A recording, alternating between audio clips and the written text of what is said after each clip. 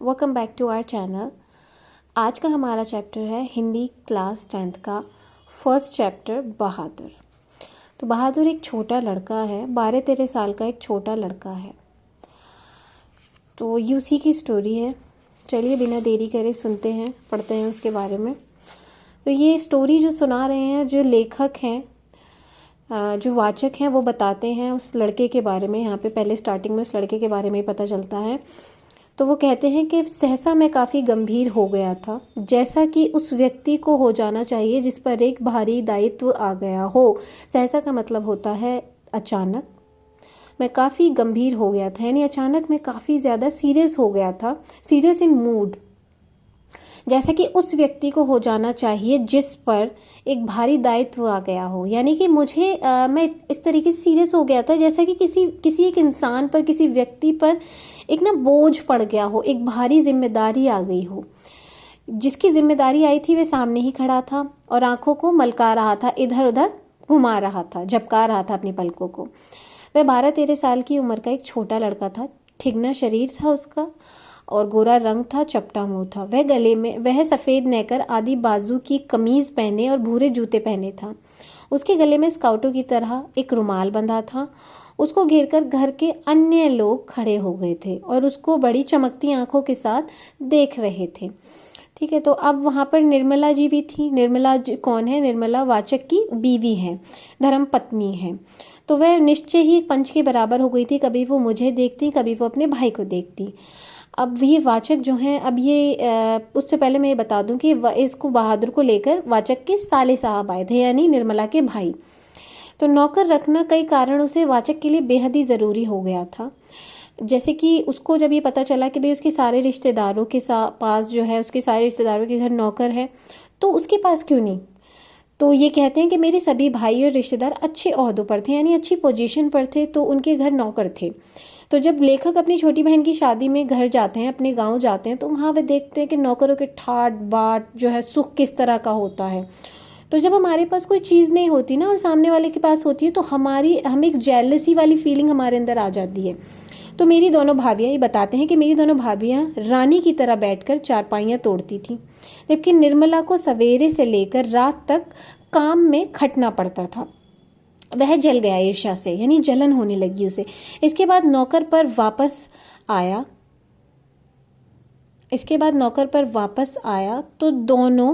तो इसने देखा कि भाई निर्मला जो है किसकी माला जप रही थी? नौकर की माला जपने लगी थी। जब वह अपने घर वापस आ जाता है, तो जब वह अपनी नौकरी से घर पे वापस आ जाता है, तो उसकी तरह अभागिन और दुखिया स्त्री और कोई भी इस दुनिया में होगी?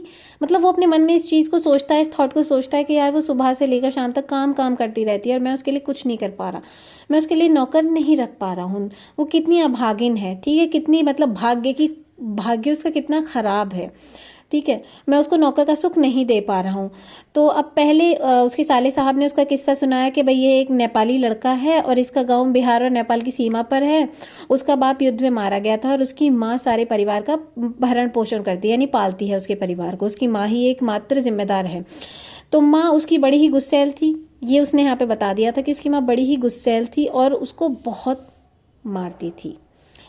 माँ चाहती थी कि वह पढ़ लिख कर मतलब माँ उसकी चाहती थी कि वह काम धाम में हाथ बटाए और जिम्मेदारी अपनी संभाले, जबकि वह पहाड़ या जंगलों में निकल जाता था, पेड़ों पर चढ़ता था, चिड़िया के घोंसले में हाथ डालकर बच्चे पकड़ लेता था, फल तोड़कर खाता था, कभी कभी वह पशुओं को भी चराने के लिए ले जाता था। इतना काम करता था वो। तो अब क्या हुआ, एक दिन उसने उसकी माँ की फेवरेट भैंस को वो चराने के लिए ले गया और उसने उसको क्या किया, उसने उसको चराने के बाद बहुत मारा उसकी माँ उसको। उसने बहादुर ने अपनी माँ की भैंस को, जो कि उसकी बड़ी फेवरेट भैंस थी, उसने उसको बहुत ज़्यादा मारा। अब बेचारा बेजवान जानवर जो था अपना खाना छोड़कर, अपना दाना खाना चारा छोड़कर किस तरफ चल दिया? वो माँ के पास चल देता है। बहादुर की माँ के पास चल देता है। तो बहादुर की माँ कुछ काम कर रही होती है और वो उसको देखकर, भैंस को देखकर गुस्से से पागल हो जाती है, गुस्से से लाल हो जाती है। तो वो ये सोचती है कि भाई बहादुर ने वह उस चीज़ का काल्पनिक अनुमान लगाती है कि एक डंडे से उसने उसकी कितनी पिटाई की होगी और वो कितनी कर्राई होगी, कितनी रोई होगी। तो अब बहादुर जब घर को आता है तो उसकी माँ उसको उसी डंडे से उसी तरह कल्पना करके मारती है जैसे उसने भैंस को मारा था। ठीक है जी। तो अब रात हो जाती है, वह बहादुर जो था वो जंगल में जाकर छिप जाता है और वह सवेरा होने को आता है और वह चोरी छुपे अपने घर में पहुंचता है और देखता है कि माँ तो घर में है ही नहीं, और वो घर में, और उसने घी की हंडिया में हाथ डालकर, वो अपनी माँ की घी की हंडिया में हाथ डालता है और उसमें जो रुपए पड़े होते हैं वो निकाल लेता है। अंत में वो वहाँ से अपनी माँ को छोड़कर भाग जाता है। अब वहाँ से उसके घर से, उसके गांव से कुछ 6 मील की दूरी पे बस स्टेशन होता है जहाँ से गोरखपुर के लिए बस मिलती है। वह बस में चढ़ जाता है, सवार हो जाता है। वहाँ पर एक बाबूजी उससे उसका नाम पूछते हैं, तुम्हारा नाम क्या है? वो जवाब में कहता है, जी मेरा नाम दिल बहादुर है। उसके स्वर में, यानी उसकी जो आवाज़ होती है उसमें इतनी मीठी झंझनाहट होती है। मुझे ठीक ठीक तो याद नहीं है, कौन बताते हैं, लेखक बताते हैं इस बात को, कि मुझे ठीक ठीक तो याद नहीं है कि मैंने उसे क्या क्या हिदायतें दी थी, लेकिन मैंने उसको ये ज़रूर कहा था कि तुम अपनी शरारतों को छोड़ दो और ढंग से काम करो। इस घर को अपना ही घर समझो। इस घर में नौकर चाकर को बहुत प्यार और इज्जत से रखा जाता है। जो सब खाते पहनते हैं वही नौकर चाकर खाते पहनते हैं। अगर वह यहाँ रह जाएगा तो ढंग और शऊर सीख जाएगा। शऊर का मतलब है ज़िंदगी अच्छे से जीने का तरीका।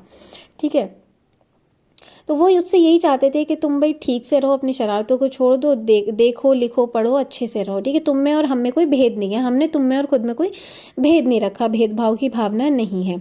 तो वो यही कहता है कि घर के और लड़कों की तरह पढ़ लिख जाओगे तो देखो तुम्हारी ज़िंदगी सुधर जाएगी। तो निर्मला ने भी अब उसको कुछ उपदेश दे डाले थे। वो कौन कौन से उपदेश थे कि भाई देखो, अगर मोहल्ले में से तुम्हें, हमारे मोहल्ले में पहले तो बहुत ही तुच्छ लोग रहते हैं, यानी बहुत ही ज़्यादा बेकार लोग रहते हैं, और अगर तुम्हें गलती से कोई बुला ले, आवाज़ लगा ले, किसी काम के लिए बोल दे, तो तुमने कुछ नहीं करना है। उन लोगों से बस तमीज़ से बोलना है और उन लोगों को ये कहकर टाल देना है कि अभी आता हूँ। ठीक है, ये निर्मला ने उसको उपदेश दे डाले थे। अब आप लोगों को पता होगा कि उसका नाम उसने बताया था दिल बहादुर, तो घर वालों ने उसके नाम से दिल हटा दिया था और खाली बहादुर से उसको फेमस कर दिया था। अब उसको सब बहादुर के नाम से ही जानते थे। पर बहादुर बेहद ही हंसमुख और मेहनती लड़का था। उसकी वजह से कुछ दिनों तक घर में किस तरह का माहौल था, बिल्कुल उत्साहपूर्ण वातावरण घर में हो गया था।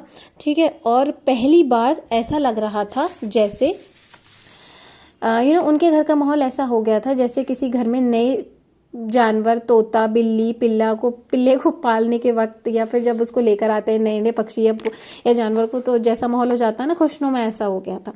तो अब बहादुर सुबह सुबह क्या काम करता था, बहादुर सुबह सुबह उठता था, मोहल्ले के छोटे छोटे, जब वो उठता था तो मोहल्ले के छोटे छोटे लड़के उसके पास आकर खड़े हो जाते थे और उसको देखकर हंसते रहते थे और उससे तरह तरह के क्वेश्चन पूछा करते थे। उससे क्या क्वेश्चन पूछते थे वो, कि ए तुम लोग छिपकली को क्या कहते हो, ए तुमने कभी शेर देखा, ऐसी ऐसी बातें उससे करते थे और उससे पहाड़ी गानों की फरमाइश किया करते थे।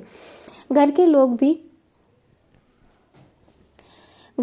भी उससे इसी तरह की फरमाइशें किया करते थे और उससे ऐसी ही छेड़खानी करते थे, उसे छेड़ा करते थे।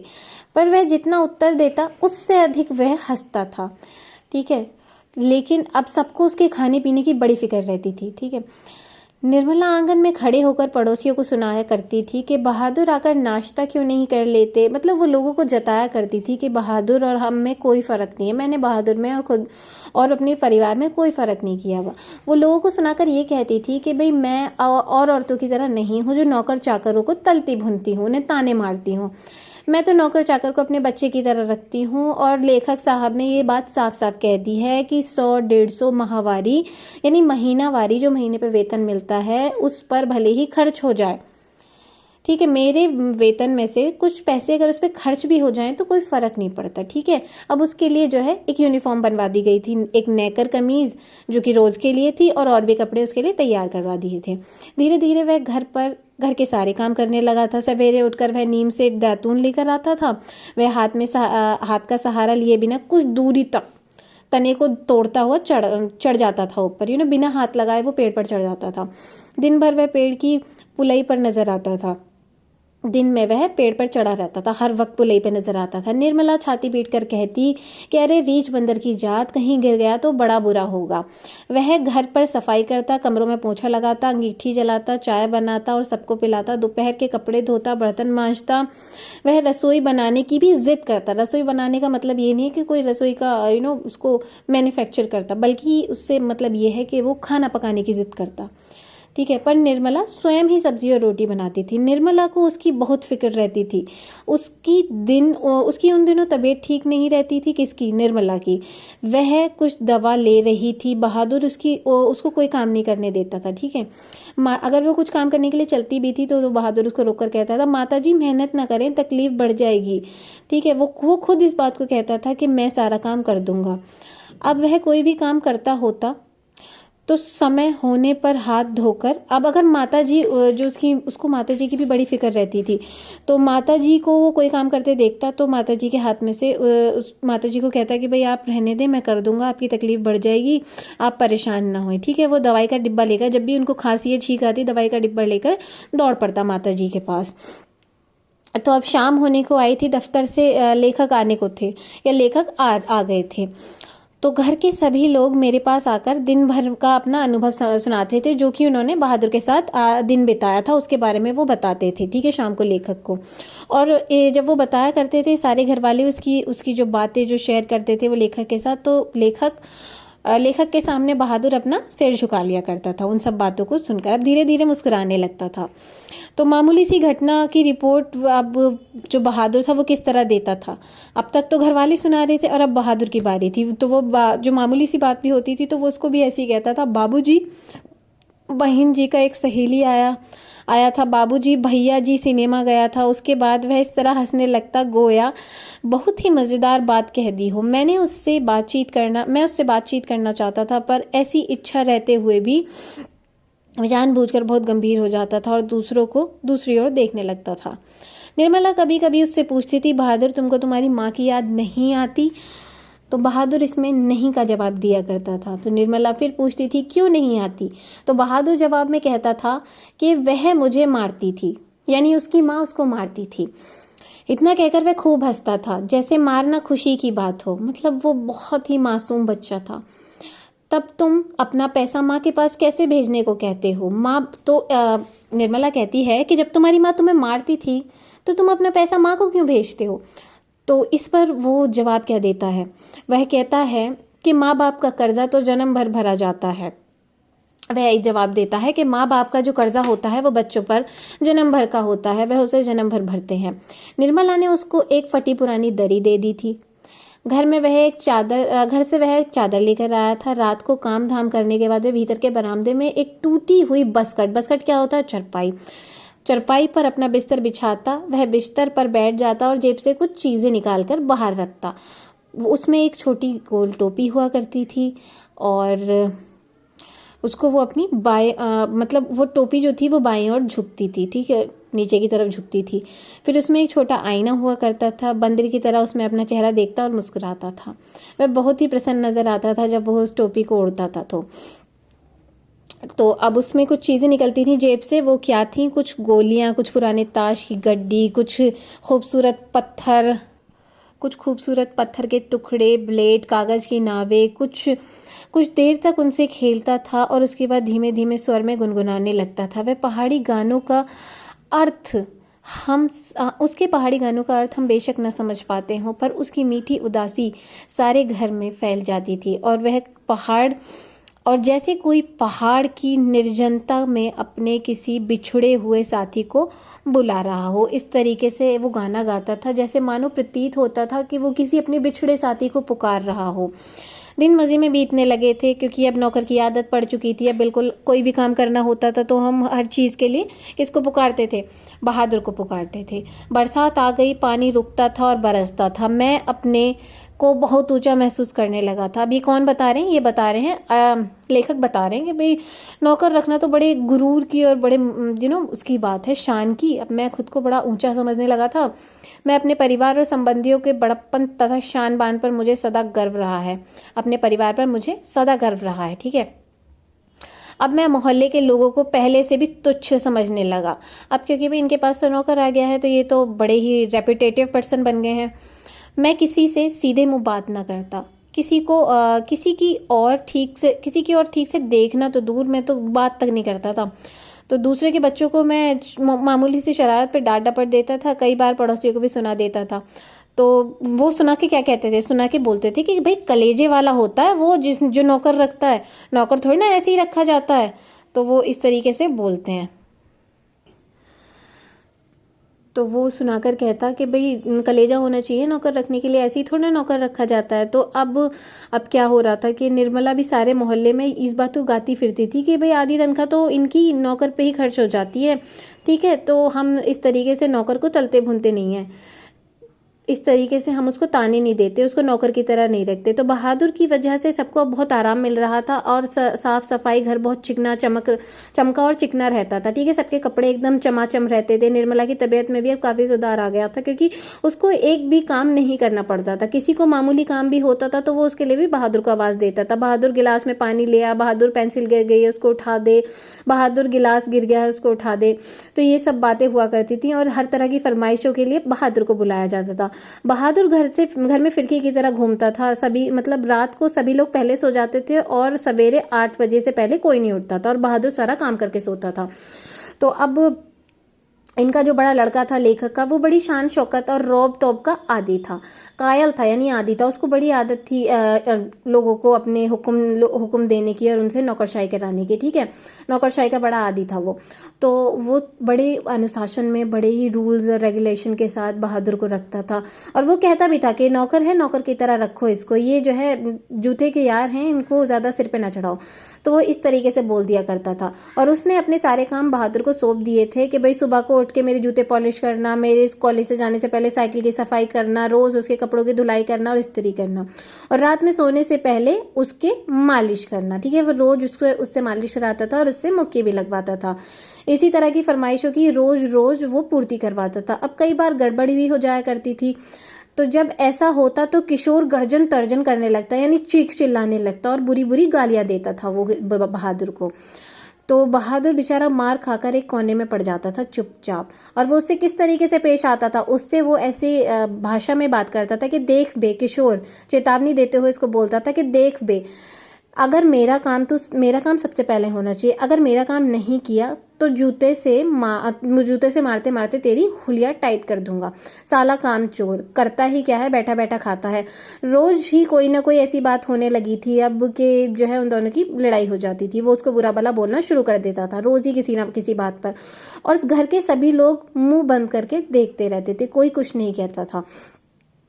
तो अब एक बात पर फिर से किसी बात पर लड़ाई हो गई थी और वो उसको गालियां देना शुरू कर दिया था।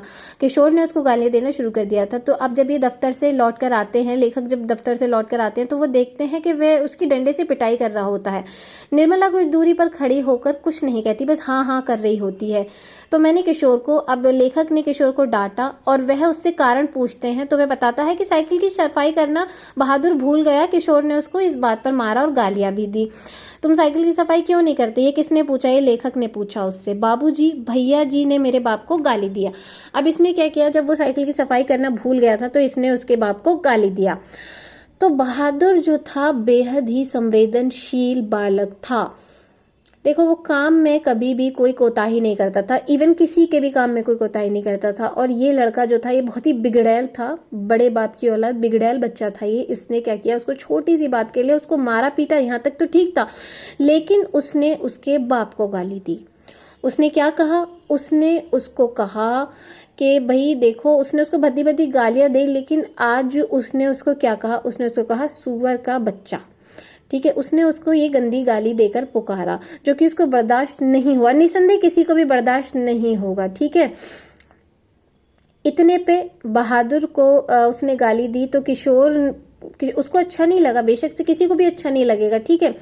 तो अब लेखक ने बहादुर को समझाया, उसने अपने बेटे को नहीं बोला, उसने अपने बेटे को नहीं डांटा, उसने उसको किसको समझाया, उसने बहादुर को समझाया कि भाई तुम देखो, तुम काम चोरी मत किया करो, तुम अपने काम को सही समय पर सही तरीके से किया करो, मेहनत बहुत अच्छी चीज है, और उससे बचने की कोशिश जो करता है वह कभी कामयाब नहीं होता, रूठना फूलना मुझे सख्त नापसंद है, तुम तो घर के लड़के की तरह हो, घर के लड़के मार नहीं खाते, ठीक है, तुम इन सब चीजों से बचो, इन सब चीजों को छोड़ दो, और घर के जो नौकर होते हैं वो तो भरपेट खाने को भी तरसते हैं, तुम्हें तो देखो कितने लाड प्यार से रखा जा रहा है। वह चुपचाप सुनता रहा और हाथ मुंह धोकर फिर से काम पर लग गया। जल्दी ही वह खुश हो गया, सब चीजों को भूल गया और रात में अपनी टोपी पहनकर गाता रहा।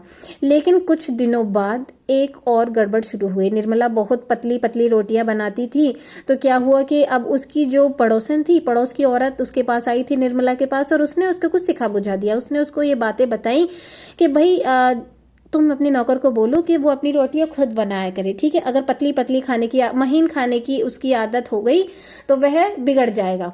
अब ये बात निर्मला को उसके माइंड में बिल्कुल बैठ गई, फिट बैठ गई। तो उसने रात को सबकी रोटियां बना दी, खाना वगैरह बनाकर वह उठ गई, सबकी रोटियां बना दी उसने, लेकिन बहादुर की रोटियां नहीं बनाई। और उसने बहादुर से कहा कि वह अपनी रोटी बनाकर चौके से खुद बनाए। बहादुर का मुंह उतर गया, वह चूल्हे के पास सिर झुकाकर चुपचाप खड़ा रहा। तो वह कहती है, क्या हो गया तुझे लगता है कि मैं तेरी रोटियां बनाऊंगी? तू ये सोचता है कि मैं तुझे पतली पतली नरम नरम रोटियां खिलाऊंगी?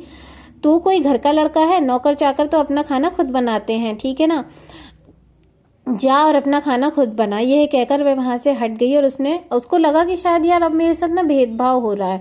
तो वह बहादुर उसी तरह खड़ा रहा, क्योंकि भाई उसे तो खाना बनाना आता ही नहीं था। तो वह उसी हाल में वहां खड़ा रहा और उसने ना, जब उसने उसके कहने पर रोटियां नहीं बनाई, निर्मला के कहने पर, तो निर्मला ने अब क्या किया, निर्मला ने उसको 2-3 थप्पड़ लगा दिए। इस बात पे उसने उसको 2-3 थप्पड़ लगा दिए, जिसकी वजह अब उसने ये थप्पड़ लगाया वो तो ठीक है, उसने उसको कहा साथ साथ के सुअर कहीं के, किशोर तुझे मारता है इसी वजह से तेरी माँ भी तुझे मारती होगी, है ना, चल रोटियां बना। उसने उसको ये कहा और वहां से चली गई, ये कहते हुए वहां से चली गई कि मैं तेरी रोटी नहीं बनाऊंगी, ठीक है, वहां से चली गई ये कहते हुए कि मैं तेरी रोटी नहीं बनाऊंगी, तू अपनी रोटी खुद बना।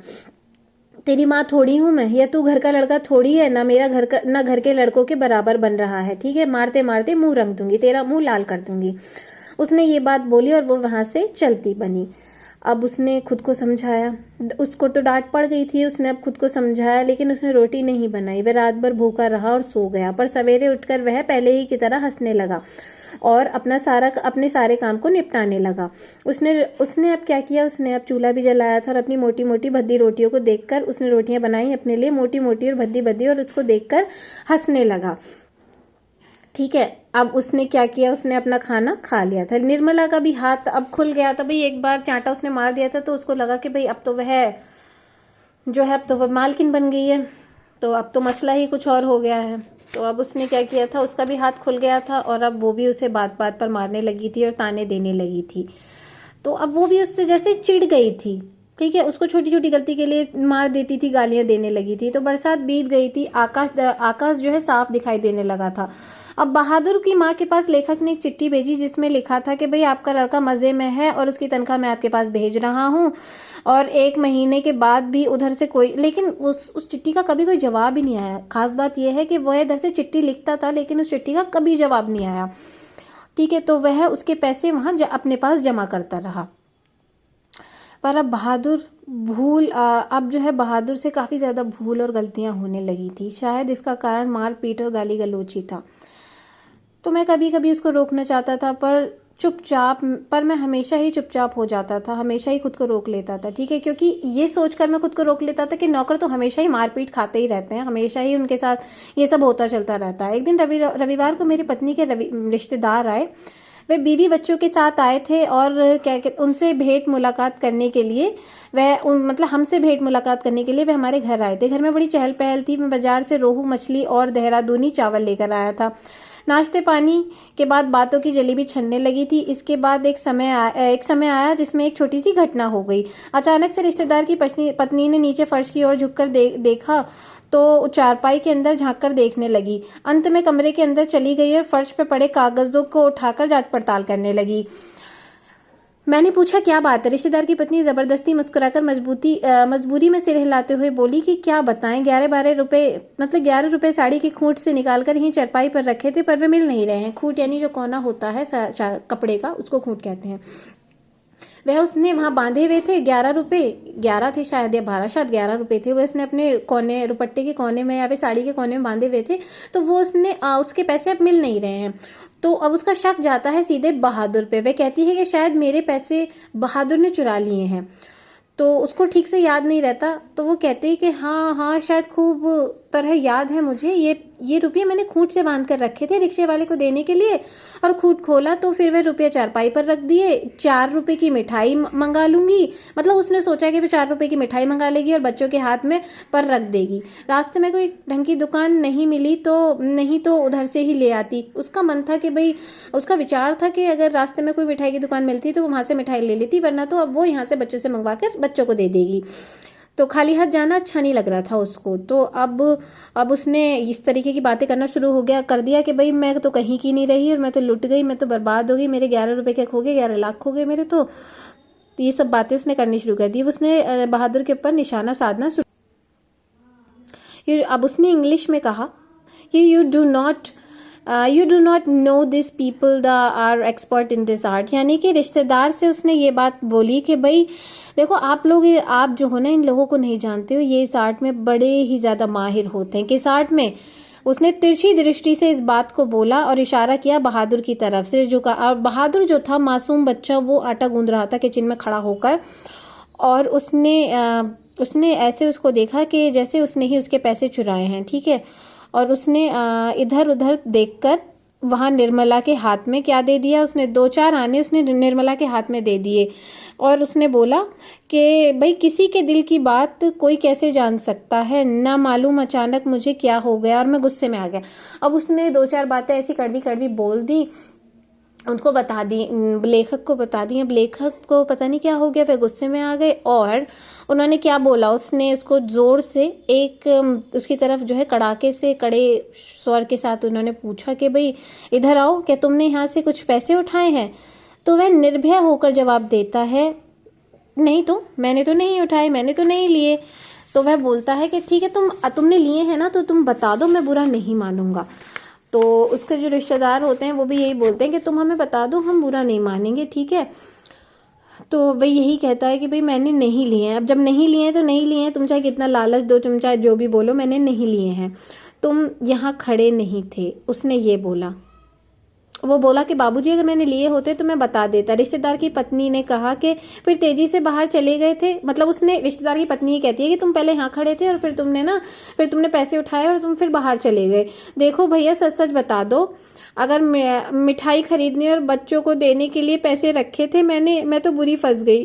अगर तुमने पैसे लिए हैं तो तुम मुझे बता दो, ठीक ठीक, मैं तुम्हें उसमें से कुछ पैसे दे दूंगी, ठीक है। अब तो मेरे पास वापस जाने के लिए भी पैसे नहीं है, वो ये कह देती है। मैं तो बाहर नमक लेने गया था। जब उसने कहा कि तुम यहाँ खड़े थे और फिर तुम बाहर चले गए थे, तो उसके उत्तर में बहादुर ने कहा कि मैं तो बाहर नमक लेने गया था। सच सच बता बहादुर, अगर नहीं बताएगा तो बहुत पीटूंगी। बहादुर मैं तुझे पुलिस के सपुर्द कर दूंगा, मैं चिल्ला पड़ा। लेखक ने ये बात बोली कि अगर तुम्हें सच सच नहीं बताएगा तो मैं तुझे पुलिस के हवाले कर दूंगा। मैंने नहीं लिए बापूजी। बहादुर का मुंह काला पड़ गया था, वह डर गया था। नहीं पता नहीं मुझे क्या हो गया, मैंने सहसा उछलकर उसके गाल पर एक तमाचा जड़ दिया। मैं आशा कर रहा था कि वह ऐसा करने पर मुझे बता देगा। तमाचा खाकर वह गिरते गिरते बचा। उसकी आंखों से आंसू गिरने लगे, लेकिन उसने यह कबूला नहीं कि उसने ही वो पैसे लिए हैं। इस पर रिश्तेदार साहब के इसी समय रिश्तेदार साहब ने एक अजीब हरकत की। अच्छा छोड़िए इसको, उन्होंने बोला अच्छा छोड़िए, मैं इसको पुलिस के पास ले जाता हूँ। इतना कहकर उन्होंने बहादुर का हाथ पकड़ लिया और उसको दरवाजे की ओर घसीट कर ले गए। दरवाजे की तरफ उन्होंने उसको घसीट कर ले जाते हुए बोला, देखो तुम मुझे बता दो, अगर तुमने पैसे लिए हैं तो मैं कुछ नहीं कहूँगा, बल्कि तुम्हें उसमें से इनाम के पैसे दे दूंगा। पर बहादुर ने इनकार कर दिया। इसके बाद बहादुर साहब बहादुर रिश्तेदार साहब के 2-3 बार उसको दरवाजे की ओर खींचकर ले गए, जैसे पुलिस को देने ही जा रहे हैं। मतलब वो उसे ज़बरदस्ती घर से निकालकर बाहर की तरफ ले जा रहे थे, जैसे ऐसा लग रहा था जैसे वो वाकई में उसे पुलिस को देने जा रहे हों। लेकिन आगे बढ़कर वह रुक जाता और उससे धीमे धीमे शब्दों में पूछताछ करने लगता। अंत में हारकर उसने उसको छोड़ दिया। वापस आकर चारपाई पर बैठते हुए हंसकर बोले, जाने दीजिए, यह सब बड़े घाघ होते हैं, यानी बड़े ज़िद्दी होते हैं। किसी झाड़ी वाड़ी में छिपा आया होगा या ज़मीन में गाड़ दिए होंगे। मैं तो इन सबको खूब जानता हूँ, भालू बंदर से कम थोड़ी होते हैं ये। चलिए, इतना नुकसान लिखा था तो सो हो गया। इसके बाद निर्मला ने भी उसको डराया धमकाया और 2-4 तमाचे जड़ दिए। वह नहीं करता रहा। इस घटना के बाद बहादुर काफ़ी डांट मार खाने लगा था। घर के सभी लोग उसको कुत्तों की तरह दुरदुराया करते थे, उसके साथ बहुत बुरा व्यवहार करने लगे थे। एक दिन मैं दफ्तर से विलंब से आया, यानी विलंब का मतलब होता है देरी से आया, और आंगन में चुपचाप से उसने क्या देखा, निर्मला आंगन में चुपचाप सिर झुकाए बैठी थी। वह अन्य लड़कों का पता नहीं था घर के, केवल लड़की अपने माँ के पास खड़ी थी। अंगीठी अभी जली नहीं थी, आंगन गंदा पड़ा था, बर्तन बिना धुले पड़े थे, सारा काम घर में जैसे यूं ही पड़ा था। वह पूछते हैं, क्या बात है? बहादुर भाग गया। जवाब मिलता है कि बहादुर भाग गया तो कहाँ भाग गया? पता नहीं, आज तो कुछ हुआ भी नहीं। सवेरे से वह प्रसन्न था। बहादुर माताजी किए जा रहा था। दोपहर में खाना भी खाया था। उसके बाद आंगन से सिलबट्टा लेकर बरामदे में रखने जा रहा था कि सिल हाथ से छूटकर गिर गया और उसके टुकड़े हो गए। शायद इसी डर से वह भाग गया कि लोग मारेंगे, पर मैं इसके लिए उसे थोड़ी ना कुछ कहती। क्या बताऊं, मेरी किस्मत में आराम ही नहीं। कुछ ले गया? बहादुर ने यह पूछा कि क्या वो कुछ ले गया चुरा कर? ऐसा तो नहीं कि कुछ ले गया हो अपने साथ, तुम्हें पता ना हो। यही तो अफसोस है कि कुछ भी सामान नहीं ले गया। उसके कपड़े, उसका बिस्तर, उसके जूते सब यहीं छोड़ गया है। पता नहीं उसने हमें क्या समझा। अगर वह कहता तो मैं उसे थोड़ी ना रोकती, बल्कि उसको खूब अच्छी तरह पहना उड़ाकर भेजती, साथ में तनख्वाह के रुपए भी देती, 2-4 रुपए और अधिक दे देती। वह तो कुछ ले ही नहीं गया। दुख की बात तो यह थी कि वो सब चीज़ों से तंग आकर जा चुका था। और वो 11 रुपए? लेखक फिर पूछता है, और वो 11 रुपए? अरे वह सब झूठ है। मैं तो पहले ही जानती थी कि वे लोग बच्चे को कुछ देना नहीं चाहते, इसलिए अपनी गलती और लाज छिपाने के लिए वह परपंच रच रहे हैं। यानी कि वह लोग, ऐसा होता है ना कि जब हमारे घर पे कोई मेहमान आता है तो जब जो घर के छोटे बच्चे होते हैं उनको थोड़ा सा कुछ वो पैसे वगैरह देकर जाते हैं। तो उन लोगों ने भी ये ड्रामा रचा था, क्योंकि वो उसको पैसे नहीं देना चाहते थे, इसलिए उन्होंने उस पर ही झूठा इल्ज़ाम लगा दिया। ठीक है, और वो पैसे उनके रास्ते में ही गिर गए थे, रास्ते में ही कहीं गुम हो गए थे। वे लोगों को मैं जानती नहीं क्या? रास्ते में ही गुम हो जाते हैं। कभी उनके रुपये रास्ते में गुम हो जाते हैं, कभी वे गलती से घर पर छोड़ आते हैं। मेरे कलेजे में तो जैसे कोई हाड़ रहा है। यानी अब उसके ऊपर एक बोझ था। उसको ना ऐसा लग रहा था कि भाई हाँ, कुछ गलत कर दिया हमने, कुछ हमसे बहुत बड़ी गलती हो गई है। अब किशोर को भी जो कुछ किशोर ने किया उस पर उसे बड़ा अफसोस था। उसने सारा शहर छान मारा, पर बहादुर उनको कहीं नहीं मिला। किशोर आकर कहने लगा, अम्मा, एक बार भी अगर बहादुर आ जाता तो मैं उसको पकड़ लेता और कभी जाने न देता, उससे माफ़ी मांग लेता और कभी नहीं मारता। सच, अब ऐसा नौकर कहाँ मिलेगा?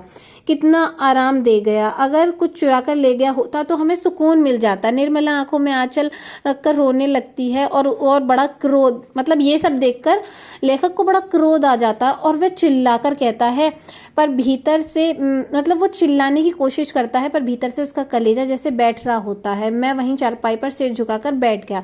अब ये सब देखकर, भाई ये दृश्य देखकर लेखक का जो कलेजा था वो बहुत ज़्यादा दुखी था, अंदर से बहुत ज़्यादा परेशान था कि अगर वो वक्त पर अपनी फैमिली को रोक लेता, उसके साथ जो अन्याय कर रही थी उसकी फैमिली, अगर वो उसको रोक लेता और जस्टिस करता तो शायद आज ऐसा नहीं होता। ठीक है, अब लेखक की जो नज़र थी वो किस तरफ जाती है? उसकी नज़र आंगन की तरफ जाती है। वो देखता है कि एक स्टूल पर एक बिस्तरा रखा था, अलगनी पर कुछ कपड़े टंग रहे थे। जो हमारे कपड़े टांगने की जो रस्सी होती है ना, उसको अलगनी कहते हैं। तो उस पर एक भूरा जूता, जो मेरे साले साहब, जब वो साले साहब उसको लेकर आए थे तो उस वक्त उसने वही जूता पहना था। जो अलगनी के पास जब वह अलगनी के पास गया उठकर, तो नैकर की जेब में हाथ डालकर उसने कुछ सामान निकाला। ठीक है, कुछ सामान निकाला जिसमें से गोलियां, पुराने ताश की गड्डी, खूबसूरत पत्थर, ब्लेड और कागज़ की नावें निकले। तो गाइज, हमारा चैप्टर यहीं ख़त्म होता है। आई होप आपको चैप्टर पसंद आया होगा और समझ आया होगा। हमारे चैनल को लाइक करें, शेयर करें ना भूलें। Thank you so much.